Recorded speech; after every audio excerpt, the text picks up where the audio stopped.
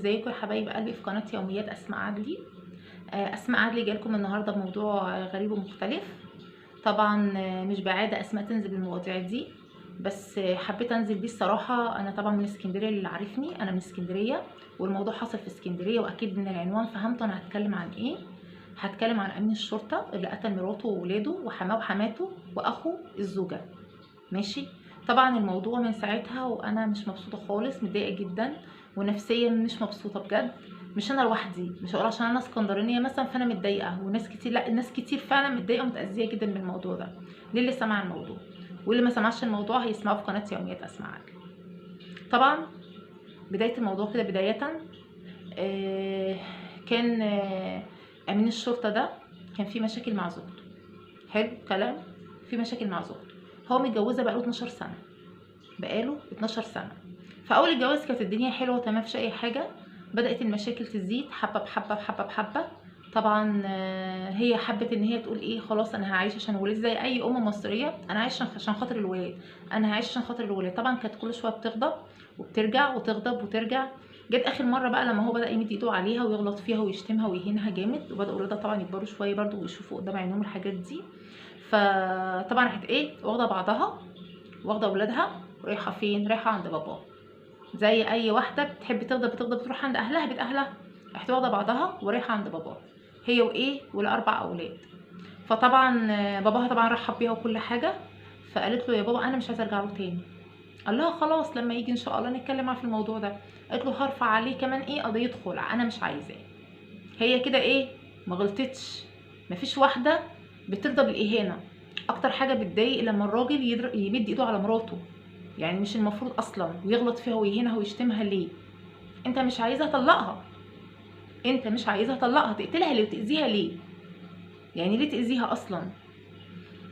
عموما انا بتكلم عموما، هو قتل نورهان، انا بتكلم عن الراجل اللي بيأذي مراته في مشاعرها ويمد ايده عليها ليه مش عايزه اطلقها.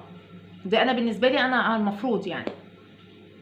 طبعا المهم راحت هي واخده بعضها ورايحه عند بابا، عند مين؟ عند الحاج محمد. طبعا الجيران سمعوا فجأة صوت ضربات نار او طلقات نار ورا بعض ورا بعض ورا بعض. في ايه في ايه؟ ده ضربات النار دي من عند بيت ايه؟ الحاج محمد. طب في ايه يا جماعه؟ اتفاجئوا ان امين الشرطه ماشي زوج نورهان قتل نورهان وولاده الاربعه، وخال الولاد اللي هو اخو نورهان، والحاج محمد، والحاجه سماح. سماح دي مرات الحاج محمد، يعني الحاج محمد والحاجه سماح دول ولاد نورهان، سوري، ام واب نورهان، مامتها وباباها. ماشي. وعندهم 4 عيال. 4 عيال دول ولاد مين؟ ولاد نورهان. ماتوا 3 وواحد هو بس اللي ناجي اسمه حمزه. واحد هو بس اللي ناجي اسمه حمزه.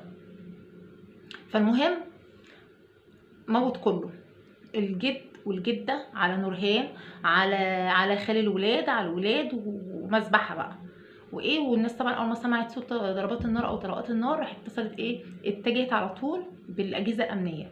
طبعا بلغت، جم طبعا شافوا المناظر دي. فطبعا هم اتصرفوا، طبعا شاكرين جدا جدا، اتصرفوا في الموضوع. بس انا اللي مضايقني اللي هو التفكير في الاذى. انت الواضح ان هو مع سبق الاصرار والترصد. مع سبق الاصرار والترصد. انت مش المفروض تطلع بثلاثه اسمها ايه، خزنه، 3 خزن، 3 خزن للمسدس بتاعك او للطبنجه بتاعتك، انت ليك واحده بس.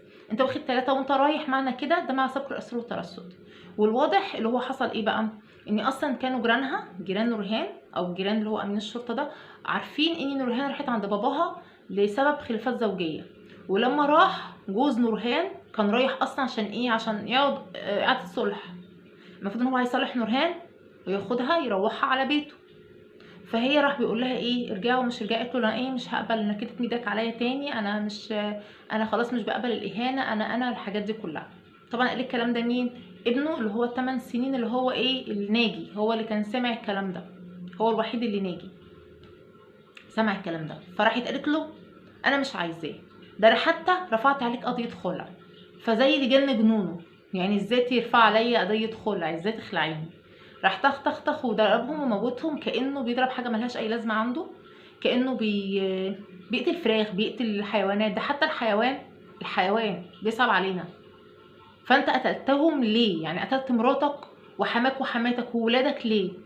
ده بيقول لك يعني الضنا ده الا الضنا، والزوجه عشره عمرك. طب ليه كده؟ طبعا انا مش جايه عشان اقول لي كده.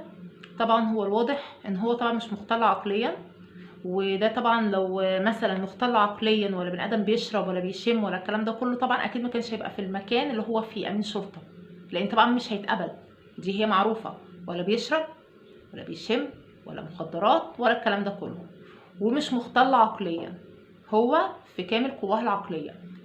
عشان اقول لكم كمان ان هو واخد، بقول لكم 3 خزن، يعني مش مثلا الخزنه بتاعته اللي هو مستلمها، لا واخد 3 خزن، لا وعايز يفرغها كلها، فرغها فعلا كلها.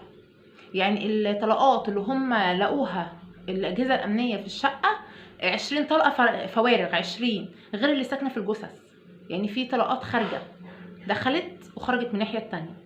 يعني الطفل اللي هو الناجي ده اخد طلقه في رجله اليمين، واحده في الشمال، والتالتة واخدها هنا وخرجت من ورا.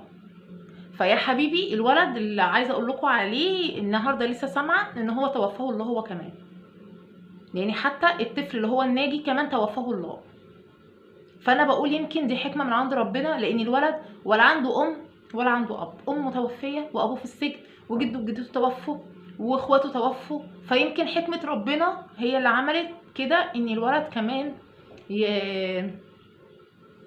يتوفى. فالحمد لله طبعا ربنا ما بيعملش حاجه وحشه، طبعا ما بيعملش حاجه وحشه ابدا. وعايزه اقول لكم ان الموضوع فعلا اذي نفسيتي جدا جدا، ومش عارفه اقول ايه الصراحه، انا مش عارفه حتى اكمل كلامي.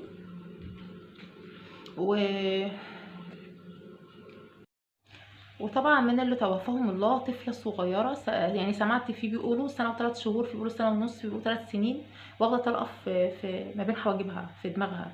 فتحسوا ان هو بيضرب عشوائي، يعني عيال شكلهم كانوا بيهربوا يا حبايبي، كل واحد في حته اصلا. فالوحيد اللي هو اللي كان ناجي ده وتوفاه الله، ده بيقول كان حاسس، اتضرب في رجليه الاتنين وحاسس بطلقه كل حاجه، بس عمل زي نفسه ميت عشان خاطر باباه ما يموتوش. ده اللي يمكن كان فيه الروح، والحمد لله ربنا رحمه وتوفاه الله هو كمان يعني. وعايزه اقول لكم في معلومه مش مؤكده قوي برضو، يعني بيقولوا طبعا بعد ما نزل من البيت راح فين؟ راح عند المحامي اللي هو كان رافع له قضيه الخلع عشان يقتله، وعلى حظه ان هو كان قافل المكتب، ما كانش موجود في المكتب، كان رايح برضو يقتله هو كمان. يعني الموضوع كله على بعضه كده بجد سخيف، وموضوع كده بجد يضايق، ومش عارفه الصراحه، مش عارفه انا بس مش لاقي كلام والله العظيم اقوله. وعايزه اقول لكم السلام عليكم ورحمه الله وبركاته في فيديو جديد في قناه يوميات اسماء عدلي، والسلام عليكم ورحمه الله وبركاته.